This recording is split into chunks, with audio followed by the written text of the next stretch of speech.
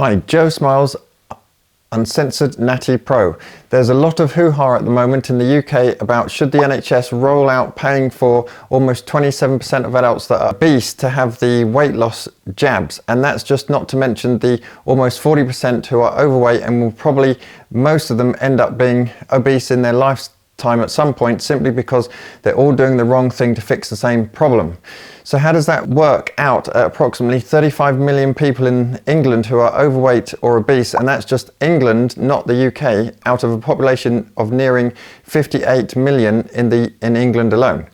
Will the weight loss jabs bankrupt the NHS? Let's try and figure this out.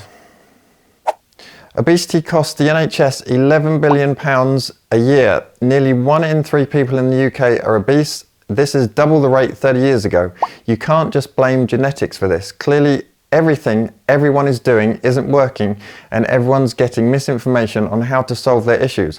But the NHS can only afford to give GLP-1 RAs to 220,000 people, which leaves 3.5 million people eligible but can't get it. Professor Sattar is the UK government's obesity healthcare goals programme leader, and he says if everyone eligible was given the drug right away, it would simply bankrupt the NHS.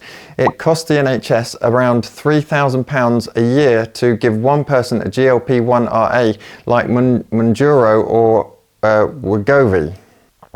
So if everyone eligible in England received them right now, that would be about £10 billion annually, which is half the NHS drugs budget.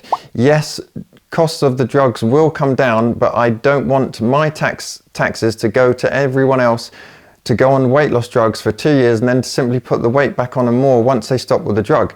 I'm sure you don't want to do the same with your taxes and pay for everyone else's lifestyle problems either.